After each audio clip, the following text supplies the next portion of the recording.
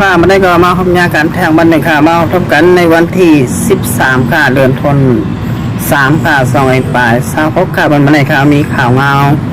เกี่ยวกับได้ลองข่าวนาซึกบางตึกเมืองสนอยซึ่งได้ปะท่อง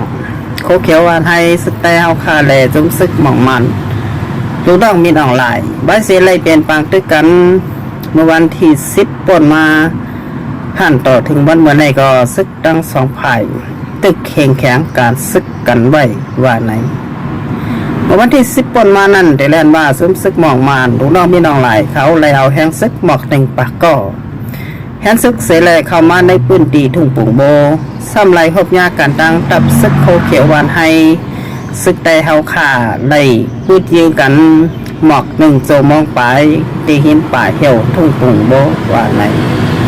ณปางตึกนั้นซึกมันเขาไล่ลูกตาย1ก็รถกาไล่ลูกแล้วกว่า1ล้ำว่าไหน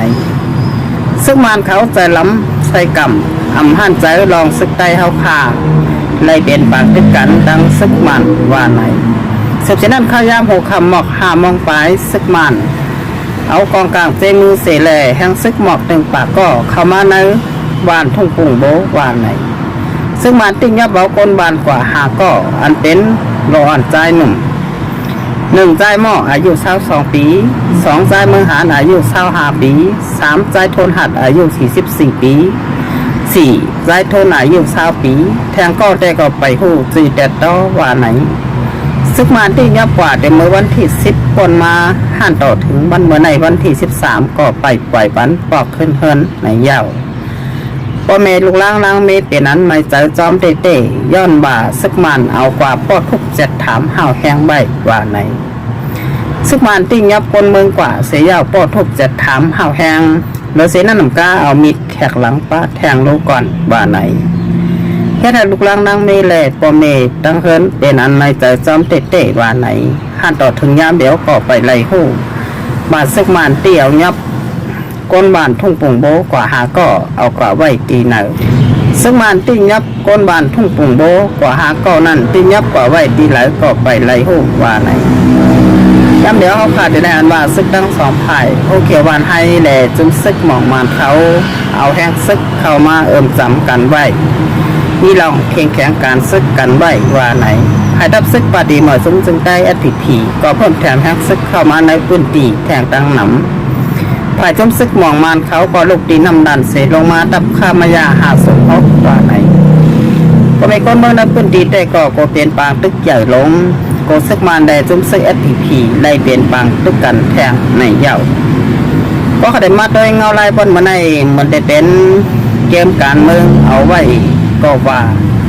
มันเป็นลอกลายจมซึกหมองมันเขาเอาแห้งซึกเขาหล่อนั่นไข่หันตับซึกใต้เฮาขาพร้อมกันก็จางเป็นไหลเฮ็ดเธอใต้เฮาไหลโหไข่ว่าไหนก็ได้มาโดยเมื่อก่อนปนมานั่นซึกมันแล้วแห้งซึกเข้าหล่อเสพบอกเพราะยามเมื่อเลี้ยวตับซึกใต้เฮา2จุ่ม2ฝ่าย2ป่าไหลเข้าจู้กันไหลหดทบปุบโอกันซึกมันหันเย้าปอไข่เจอดีค่ะโกตับซึกใต้เฮาแอนแห้งใหญ่ลงโกซึกได้เฮาพร้อมหอมกันก็จางเป็นไหลซึกมันเอาแห้งซึกสีแหลกเข้าหล่อในทุ่งปุ่งโบเมื่อวันที่10ป่นมาค่ะหันต่อถึงยามเดียวในพื้นที่ก็ตึกมีลองแข่งการซึกกันไว้อยู่ก็ได้มาโดยเงาลายในพื้นที่เมืองสนอยซึ่งได้ปอดห้องเฮาขานั่นนิ้มเศร้าเลยค่ะย้อนมีซึกหลายหมู่หลายจุ่มเมื่อหนังจุ่มซึกร้อยเทียนไหนแลจุ่มซึกเขโกก้างผมปลาจุ่มซึกหมอกมานใกล้เปลี่ยนปางตึกกันเอาไว้ค่ากับนั้นมันเมื่อในปางตึกซึกมานแดมุกจมไว้ดีปอดห้องในเย็นกว่าเซตาซึกมานใดเข้ามาย่าเตาแลเข้ามาสุกยุ่งอ่อนเก่าในพื้นที่ตับซึกปาตีเมื่อสูงจึงไตซึกได้โคเขียวค่ะพี่น้องค่ะได้ถูกปุ่งโบหายขุยค่ะในพื้นที่เลี้ยงจับแม่เมืองสลายซึ่งได้ปอดห้องเอาไว้ย้ำเดี๋ยวพอเขาได้มาได้เงาลายในพื้นที่เมืองสลายซึ่งได้ปอดห้องนั่นเทียนเอาแลจุ้มซึกเขโกก้างซึกมานฮัดยาแลฮัดเตา อำพัดเอาแห้งซึกเสกเข้าหล่อย้อนว่าภายตั้งเมืองเขตแผ่นดินใหญ่อันเป็นยายลงเขาปันเฮ็ดค่ะพี่น้องค่ะกับนั้นไรเฮ็ดจุ่มหนึ่งก็เอาจุ่มหนึ่งซึ่งมานำไรตึกเทียนเอาแลจุ่มซึกเขกโกก้างสมาตึกซึกใดเฮาขากับนั้นมันเมื่อในเลยวันเมื่อนา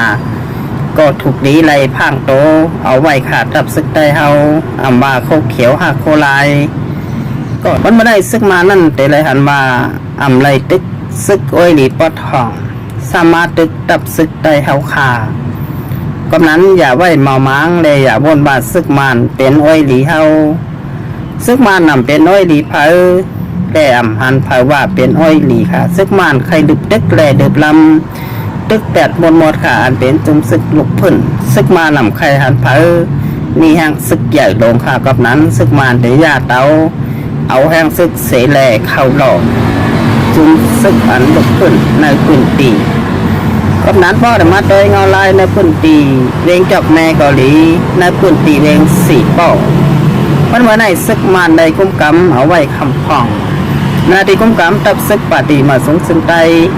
เขาเขียววานให้เฮาขาก็ซ้ำมีไว้กำพองกับนั้นได้ซึกมันเขาใครเอาตั้งหมดถือก็หูไหลขาดไปน้องขาย้อนว่าซึกมันนั่น